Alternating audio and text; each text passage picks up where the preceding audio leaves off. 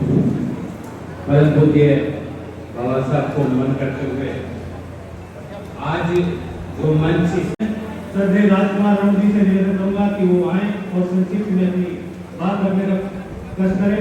वो जो सुंदर मंच बन सकता था वो हमारे परम आदरणीय हरि सिंह मोरिया जी ने सजाया, इसीलिए हम उनको हाल ही में मेरा चयन सिविल जज जूनियर डिवीजन के रूप में हुआ है,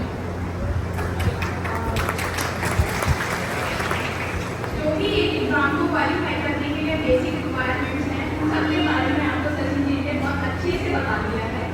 मैं कुछ एक जुडिशरी की एग्जामिनेशन के बारे में आपको 2-3 दिन अपनी स्ट्रेटेजी बनाइए, पर कंटिन्यूअस रखिए, कंसिस्टेंट रहिए थ्रू आउट।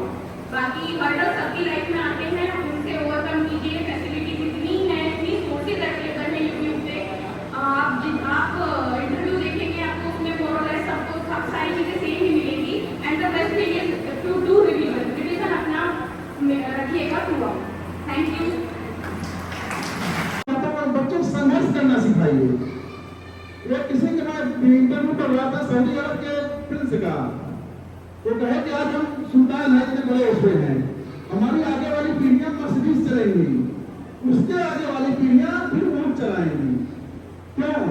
उनका आगे यही करना था, क्योंकि संघर्ष की क्षमता हम खो देते हैं। जरा सा भी हमें सुविधा मिली, हमारे अंदर जो संघर्ष की क्षमता है हम खो के भाग जाते, आराम करनी हो जाती है। हमें हमेशा संघर्षशील होना है। एक पॉजिटिव लाइन, एक नेगेटिव लाइन। जिस बच्चे ने पॉजिटिव लाइन पकड़ ली वो जीवन में सफल हो गया, और जिसने नेगेटिव लाइन पकड़ ली वो कुछ समय के बाद बर्बाद हो गई। तो आपको खुद डिसाइड करना है कि आपको पॉजिटिव लाइन पकड़ के जीवन में सक्सेस होना है या नेगेटिव लाइन पकड़ के अपने आपको बर्बाद करना है। तो कौन सी लाइन पकड़ना चाहते हैं आप? सुमन अर्पित करते हुए विश्व रत्न बाबा साहब doctor B are Ambedkar ji को नमन करते हुए अपनी बात प्रारंभ करता हूँ। सम्मानित मंच जिसमें आज हमारी फर्स्ट डिवीजन और हम लोग श्रीमती शशि जैन चेयरपर्सन जी यहाँ उपस्थित और सभा के अध्यक्षता कर रहे हमारे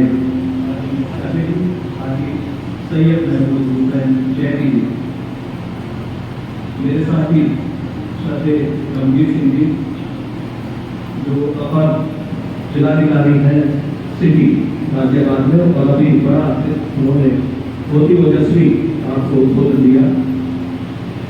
साथ ही हमारे अभी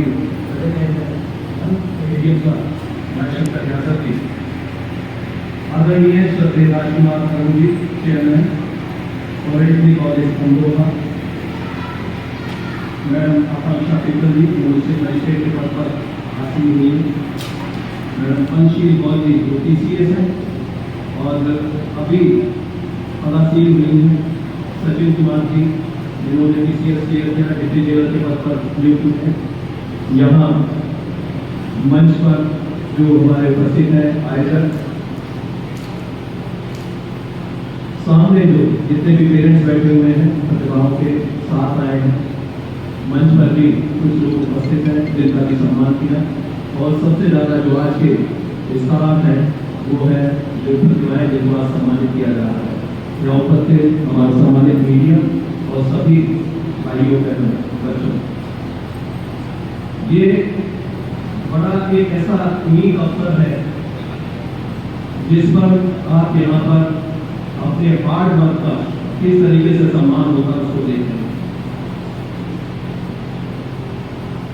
कठिन परिश्रम के बल पर आप यहाँ तक पहुँचे हैं, चाहे वो अधिकारी वर्ग के लोग हों, चाहे ये प्रतिभाएं जो सामने जिन्होंने अभी टॉप किया अपने बोर्ड के एग्जाम में, या किसी भी क्षेत्र में आप काम कर रहे हैं। लेकिन मैं ये बता दूं कि जब तक आपका हार्ड वर्क आप कंटिन्यू करते हैं तब तक आप सफलता प्राप्त करते हैं। एक बड़ा अच्छा कोटेशन में देखा था इस जगह और लिखा हुआ था, हार्ड वर्क बीट्स टैलेंट। कठिन कार्य जो टैलेंट को, योग्य प्रतिभा को, उसको भी पराजित कर देता है। When talent doesn't work hard, अगर टैलेंट स्टॉप्स वर्किंग हार्ड, अगर कठिन काम आपने करना छोड़ दिया तो ये मान लीजिए कि आप स्लाइड कर जाएंगे, फिर से उसी बायपास करना से आप करेंगे। बाबा साहब अम्बेडकर का एग्जाम्पल दिया जाता है कि उन्होंने एक बड़ी मॉडेस्ट शुरुआत की, अभावग्रस्त जीवन को जिया, लेकिन उसके बाद भी एक टॉप क्लास जो इंस्टीट्यूशन हो सकते हैं, चाहे कॉलेज यूनिवर्सिटी हो, फैक्ट्री हो, या उसके बाद उनकी जो उपलब्धियां रही भारत में, संसार के लिए पूरा उन्होंने जो एक इकोनॉमिक्स के क्षेत्र में जो प्रतिभा का उन्होंने परिचय दिया, लेबर के लिए, वर्किंग क्लास में जितने भी लोग आते हैं सबके लिए, और विशेषकर महिलाओं के लिए, ये कहां से आया, इतना सारा टैलेंट कैसे आया? एजुकेशन पर उनका हमेशा फोकस था, जो कि आज कबीर सिंह जी हमारे एडीएम साहब नई शिक्षा की क्रांति इन्होंने शुरू की थी। मैं याद है मुझे कि जब मैं यहाँ पर एडीजी के पद पर बने तो हम लोग भी उसी काम था, अक्सर मेरी मुलाकात होती थी मुरादाबाद और लखनऊ में हमारे एडीएम साहब से, और इन्होंने लक्ष्य रखा था कि हम जितने भी विद्यालय हैं, जो ऐसे विद्यालय जहाँ पर टीचर्स नहीं है, वहाँ चाहे हमें प्राइवेट टीचर्स रख के बच्चों को तैयारी करानी हो, उनको रखा जाएगा। चिन्हित किए विद्यालय अपनी संस्था के माध्यम से उन्होंने सभी को प्रेरित किया और काफी लोग जुड़ गए। प्रताप सिंह जी जो जिलाध्यक्ष हैं SC/ST शिक्षक संघ के, उनके साथ हमारे भाई जसवंत जी, उन्होंने मिलकर यहाँ जो शिक्षा की क्रांति की ज्वलंत जगाई है, ये वास्तव में उसी का परिणाम है कि आज हम देखने की प्रतिभाएं सम्मानित हो रही है और उन्होंने अच्छा स्थान प्राप्त किया है। आज वीडियो में सोशल मीडिया पर तमाम जो मीडिया है उसमें हस्ती छाई हुई है। आपने पेपर अगर स्पीच सुनी हो तो मुझे बताइए, मुझे अच्छा लगेगा कि अगर बच्चों में से कोई बताएगा। Harvard do you here us, Harvard do you here अस, इस तरह की एक स्पीच दी है एक बेटी ने, नाम सुना है?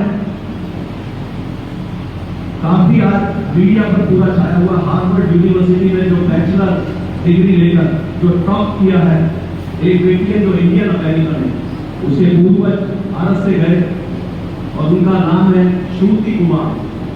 आप जानिए कभी गूगल पर श्रुति कुमार डालेंगे तो आपको बड़ा इंस्पायरिंग स्टोरी उसकी मिलेगी, और उसने यही दिखाया है कि हमें जो विविधता है उसका सम्मान करना है, हमें ओरिजिनलिटी अपनी बरकरार रखनी है। एक ऐसी बिल्कुल ठीक उनका जो जीवन ऐसा ही रहा जैसा बाबा साहब का रहा। उनके घर में कोई ऐसा बहुत ज्यादा पढ़ा लिखा व्यक्ति नहीं, किसी को नहीं पता कि हार्वर्ड में एडमिशन कैसे होगा, लेकिन उसने ना केवल एडमिशन लिया, उसने नई नई शुरुआत की और उसके बाद ग्रेजुएशन सेरेमनी में ना केवल टॉप किया, बल्कि उसने हार्वर्ड से जो लिखा हुआ लेक्चर उसको दिया गया उसको पढ़ने से इनकार कर दिया। उसने अपना लेक्चर, अपनी स्पीच ली, और स्पीच आप समझ रहे होंगे कि उन्होंने दी गाजा में जो आजकल चल रहा है, जो पैलेस्टीन और जो इजराइल का युद्ध चल रहा है, उसको लेकर उसने अपनी स्पीच को फोकस किया, क्योंकि काफी बड़ा अनरेस्ट उस यूनिवर्सिटी में चल रहा था। इस तरह की बेटियां आजकल सामने आ रही है जिनकी अपनी ओरिजिनल थिंकिंग है, खुद शुरुआत की कर रही है, वो नए नए प्रोफेशन में आ रही। आज देश का विदेश का कोई भी ऐसा क्षेत्र अछूता नहीं है जहां पर बिना मतलब प्रोफेशन आपने देखा होगा 3 इडियट फिल्म में जो इस तरह की चीजें दिखाई गई थी कि अगर आप किसी को अकेलोगे जिस प्रोफेशन में कोई नहीं जाता तो वहां तरक्की की बजाय वो हो सकता है कुछ गलत रास्ता अख्तियार करें। तो आपको चाहिए कि आप अपने लक्ष्य निर्धारित करें, और पेरेंट्स को चाहिए कि एक अच्छा माहौल है जो अभी तक देते रहे, लेकिन दबाव न बनाए। हर व्यक्ति हर क्षेत्र में सफल नहीं हो सकता। बहुत से ऐसे हैं कि जो अधिकारी बनकर भी कुछ नहीं कर पाते, बहुत से लोग ऐसे हैं जो एक छोटी से किसी भी पद पर जाकर तो वहां उससे ज्यादा काम करते हैं। जहां भी हम रहे, देश की जो सेवा है, जो देश का नाम है ऊंचा करना, या अपनी कम्युनिटी का नाम ऊंचा करना, या अपने परिवार का नाम रोशन करना, तो भी चैरिटी बिगिंस विद होम। ये कहा गया है अगर आप अपने परिवार के प्रति उत्तरदायी हैं तो निश्चित रूप से आप समाज के प्रति दूसरी तरह की निष्ठा से काम करेंगे, सरकार के प्रति और देश के प्रति भी। तो जहाँ भी आप रहें अच्छा कार्य करें। मेरी सभी को शुभकामनाएं कि आपने यहाँ पर इतना समय दिया, बड़ी शांतिपूर्वक मेरी बातों को सुना। मैं चाहूँगा कि आप जो ये आज का जो युग है, जो आर्टिफिशियल इंटेलिजेंस है, गूगल से भी आगे निकल गया, सब कुछ आपको नेट पे उपलब्ध है।